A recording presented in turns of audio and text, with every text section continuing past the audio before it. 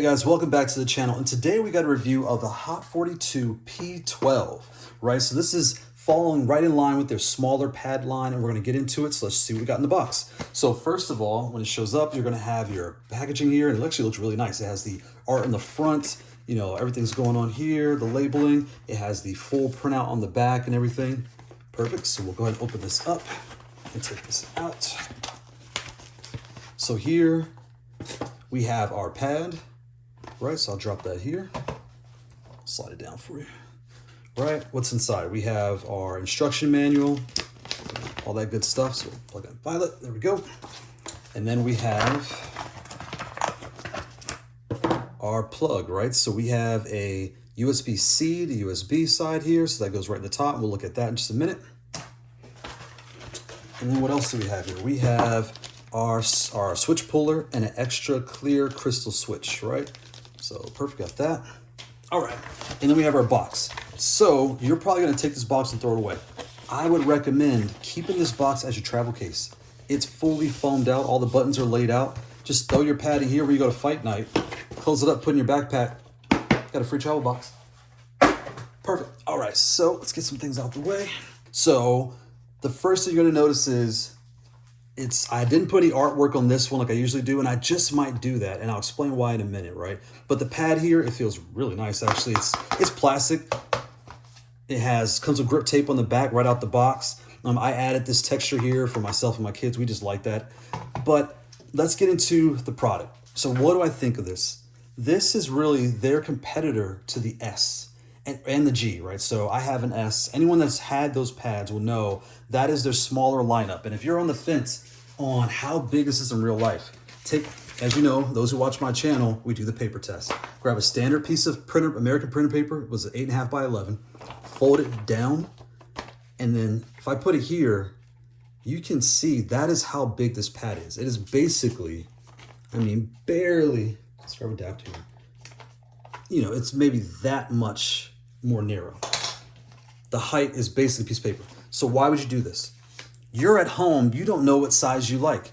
Take this piece of paper, put it on your desk and do like this. Put your hands nice and close together. Put it on your lap and play like that. And what you're trying to see is this too small or too big or all the things for what you want to do? This really is the standard size pad. This is what most people use, the S and that size, the smaller sizes. So this is just a more polished version of that.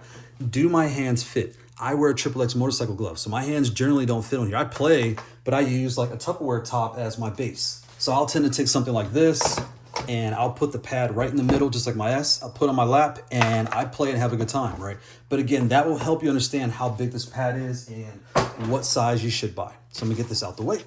So now let's get into the controller. This is a weird statement to make but the first thing my kids and I thought was, this just feels like a controller, right? And that's not a bad thing or a good thing, it's just, this feels like a polished product. This feels like I'm gonna go to the store, Best Buy, you know, Amazon, whatever. I need a leverless pad. I wanna buy it, plug it in and play. And it feels just like that. The materials, the artwork, you know, everything on here, it feels polished and standard. All the buttons are in the middle. Usually they're all along here, right? They're right here in the middle. Let's go around it. So you have nothing on the bottom, but it's curved to give you support. There's nothing on this side. Well, the pass-through port's right here. You have nothing on the top, and then you have your plug right here on the side, right? The back again has the grip tape right out the box. It's already installed. You just take this out and start using it. The packaging looks like something you would buy off the shelf, right? And that is a really good thing. It was really kind of shocking. I didn't know what to expect. So when I go through the buttons here, the home is over here. So you know when you plug into your console, you have to press the first and third, right? Those right three buttons on the right-hand side. Well, the home is here and starts in the middle like a standard controller. What's nice is you have this switch, right? We've seen this in other pads, and I like this where this is tournament mode. You get into the game, everything's ready to go, turn this down, and now all these buttons turn off. That way you can't accidentally press start, accidentally press home, and won't get disqualified. You can just play, get into the game, and have a good time. The switches inside are the crystal switches, right? So I'm gonna take one of these out of here, this extra switch out, and I'll show you. So anyone that's looking at the T, C, and all these different versions that say C on it, they are the standard red switches, but the difference is they made a clear switch. Right, and if the text, like the linear, all the feel feels the same as the reds that come with all their other pads. It's clear. Why would they do that? Well, the pad is black. So when you turn the lights on and adjust all the lighting, the light doesn't always shine through because the switch is dark. Whereas you use the crystals, it's all clear. The light shines nice and bright under all the switches. All the patterns you set up will all come through. To do all that, you hold your back and your start and press X and A to shift through all the profiles for different color codes. You go in the web configurator, you can change all that stuff out. So all those things, it really just feels like a polished product. Like when I look at this, it seems like the evolution of where we've come. Right? So if you're looking at this or the S, they're both your entry level pads. If you're looking at, I've never used one before, where do I want to start? You would start with something like this or the S. The S is acrylic, it has multiple layers, so you can put your custom artwork in there and do all those things. Or you can just buy this one and just have it right out the box ready to go. They both work the same out the box, nothing different, but that's that. All right. So now you have your pad and you're ready to play. How do I connect this to my Xbox or PS5? So the first thing you want to do is, when it comes to the Xbox, we have the Xbox Brooks adapter, the Wingman XB2. Do not buy this, no longer works. So we'll get this out of here. As soon as you plug it in, it lets you know, Microsoft tells you, hey, this isn't supported anymore. You want to use the Mayflash, right? So when it comes to Xbox, the Mayflash Magic X, this will do what you need to do. When it comes to PlayStation, you have your Brooks adapter. You have the Brooks FGC, the Wingman FGC, and this works just fine. Take it right out of the box, plug it in, you're ready to go, right? When it comes to the Mayflash, you have your Magic S Ultimate. This works just fine right out the box. There you go. And last, you have your Magic Boot, right? So this device here, what it does is you can take this, plug it right into the side here for your PS5, and you see it's barely sticking out there, and plug your power this side straight to your console, you're good to go. Put in PS5 mode and, kind of just start playing. So I'm gonna move this over here. So these other ones, how do they work? When it comes to Xbox Series X and S, you plug this in the side, take the controller or the power, plug it right into your console, hit the, obviously your start and your home button, right? Press those, same with all, they're all start and home as soon as you plug it in. It'll activate, things are ready to go. With Xbox, at this point, you can just take this out and you can play it like this. As long as you don't unplug it, it'll remember this adapter and keep going. When it comes to PS5, you don't have these, you can do this. You can plug this to the side here, both just the same, and play. But if you have this on your lap, you can already, this is the standard USB. This is going to break playing like this, right? That's how they recommend in the instructions. Lowest latency, play it like this. But if you're on a joystick or any other controller using an adapter, you're already used to latency. When I'm playing, I'm going to show you how I'm going to do it next.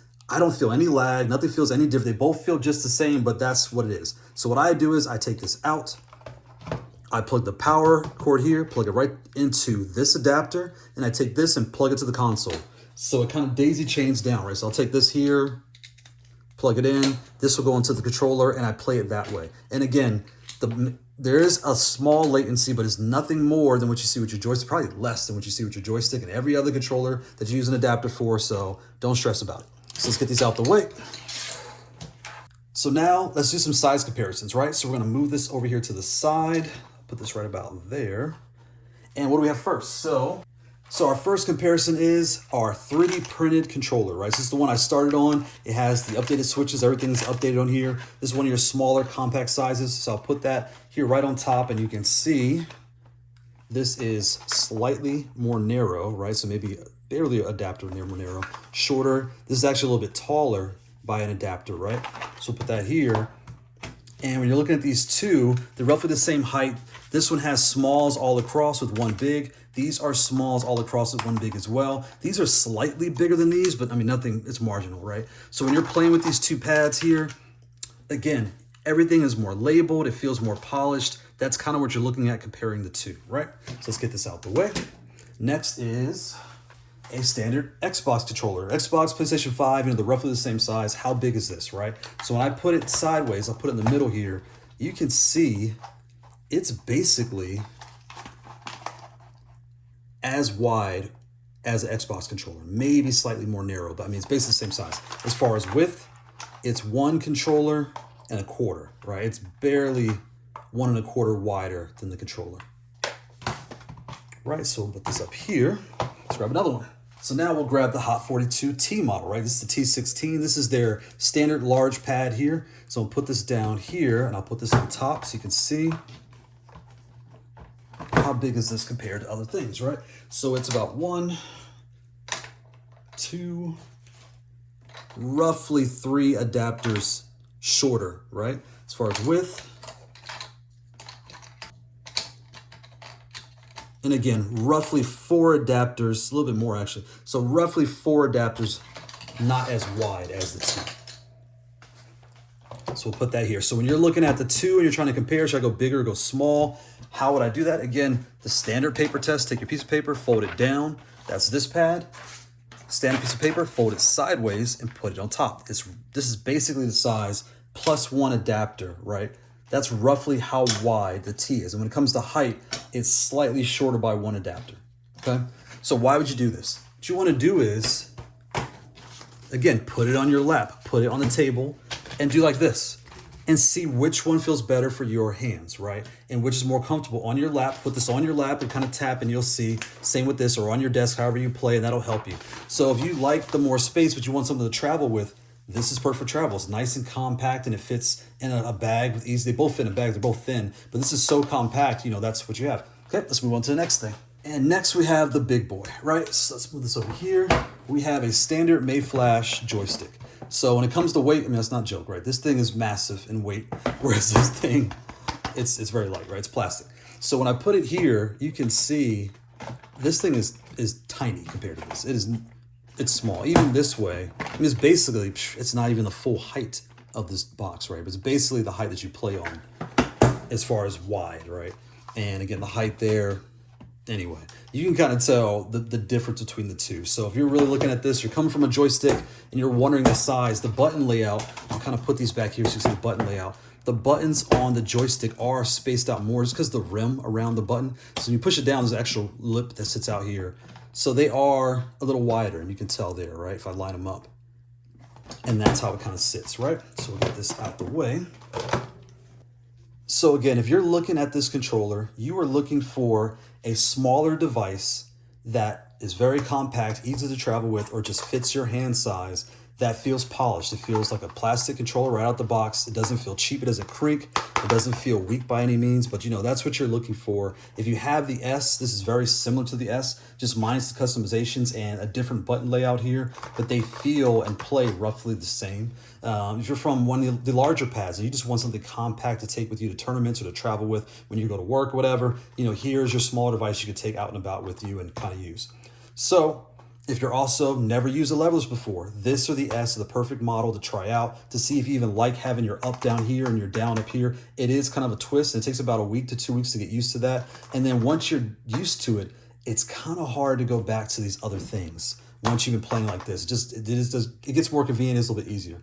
So that is a review of the Haute42 P12. Thanks Haute42 for sending this out for review. And thanks for watching. Bye.